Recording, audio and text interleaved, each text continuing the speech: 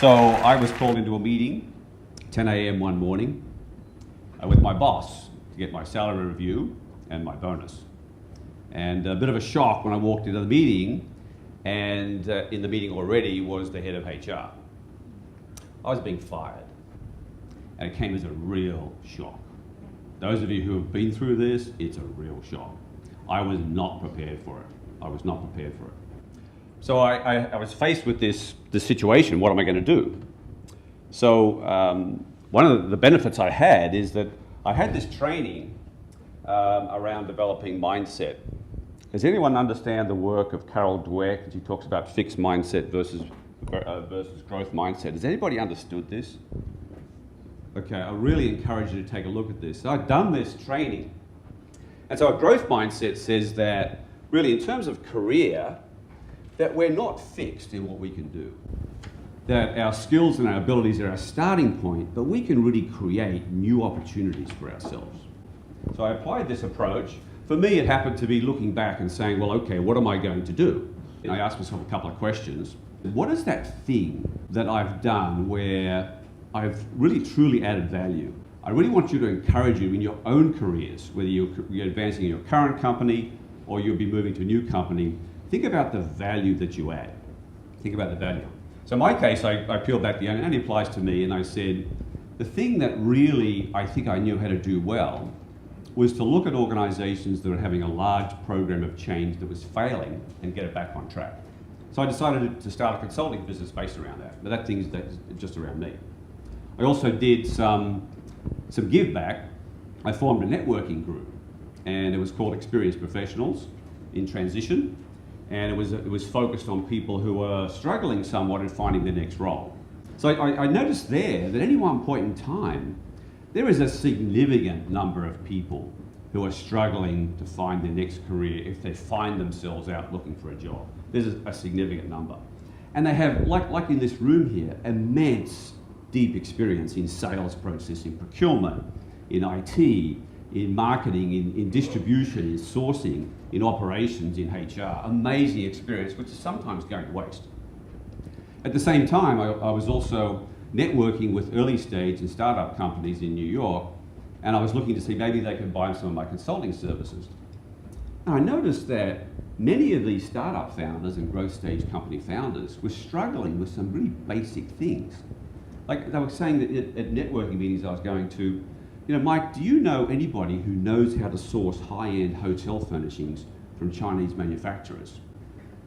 And I said, in my networking group, I had like 250 people join this networking group. So I started talking about it. And these people, these meetings came up to me and said, Mike, can you really find these people? Because it's hard to find. So I realized there was a two-sided marketplace that was underserved. So now I'm doing my own startup. So my current business is to connect experienced professionals with early stage companies and growth stage companies that could really use that experience for success, and that's what I'm doing. But what I want to talk to you about is what I learned, because this is really important. So I'm going to cover 4 things. So if you're looking to advance in your current company, or whether you're facing a transition, either involuntary, as in my case, or voluntary, 4 things you should do. First of all, and this is a bit different from the old polish up your resume and polish up your bio, identify this question. So I really love what some of the earlier speakers were talking about value. What is your unique value proposition? What is your unique value proposition as you? Not your role in your company, you. And those of you, anyone here who's in sales, who's a sales person? Okay, you'll understand this much better than those of us who, I wasn't in sales, so this was sort of a bit new to me. And 2 questions I want you to ask, and I want you to write these down. I want you to write these 2 questions down. First question is, what problems do you solve at companies? What problems do you solve at companies? Second question, what is that thing that you're so passionate about, related to your work or your professional experience, that you would almost do for nothing? Like it gives you so much reward, it gives you so much pleasure to do, it's really a passionate thing. Think about what that thing is and write that down. What is that thing you're so passionate about that you almost do for free? Those 2 questions will help you get to your unique value proposition. So mine was, I worked out that what I really did well was help teams that had some sort of big project that was failing, such as a product launch, big IT project, a reorganization that was failing, working with the teams to get it back on track. That was mine.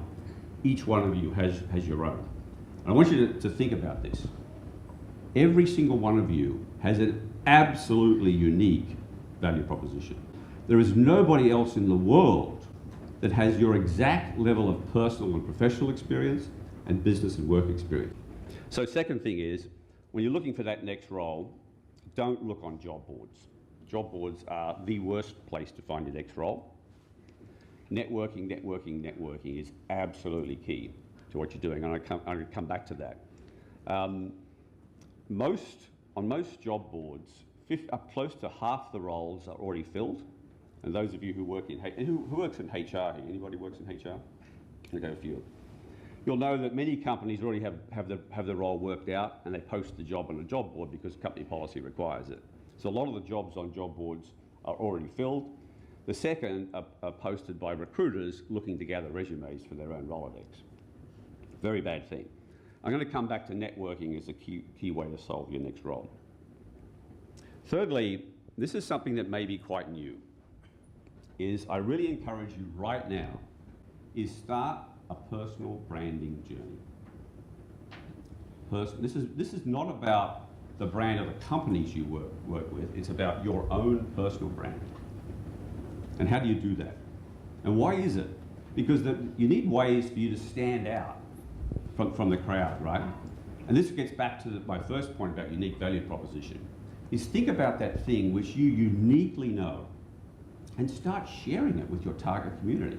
Start sharing it with the companies you want to work with or the clients you want to gain. Give back, give valuable content about that thing that you know.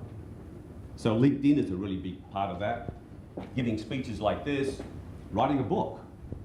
But one of the easiest places on social media, identify who your target market is, grow your network through things like LinkedIn, and start publishing content. Start putting content out there about that thing that you know. It's amazing what that will do. I started that with my company. I was amazed at what resources it brought to me. And it's basically free to do. It's really content marketing. So I really encourage you to do that. It's an absolutely unique opportunity and a greenfield site for you to stand out. So start on a personal branding journey. If you want to know more about what it is, you can speak to me later. But LinkedIn is one place. That means posting content about this subject matter that you know passionately about. Comment on other people's content, but don't just say, yeah, nice comment. Think about adding some piece of value. It is amazing what that will do for you. And lastly, my fourth point is, when you're looking at a job search process, don't approach it like the traditional hiring process would suggest. The traditional hiring process is broken. The traditional hiring process is broken, it does not work. And what's that? That's the process of, a company has a need, so they convert the need into a job description, they post that on the job site. People then see the job and they start uploading their resume, they massively massage their resume to make it look like a job description. And in my research for this, I spoke with hundreds of people who are candidates, job hiring managers and recruiters, and they all said the current hiring process is broken. Treat your job search like the sales process. Identify what you're uniquely valuable at, what you uniquely know. Find companies that have the problems that you can solve. And network, network, and network. Sure, you may have to at some point apply for a job on a job board, but there are 4 key things that I've learned, around your job search. I really highly encourage you to do this, and if you do so, you will really, really rock your next job search, whether that's internally with the companies you're working with or with your next company.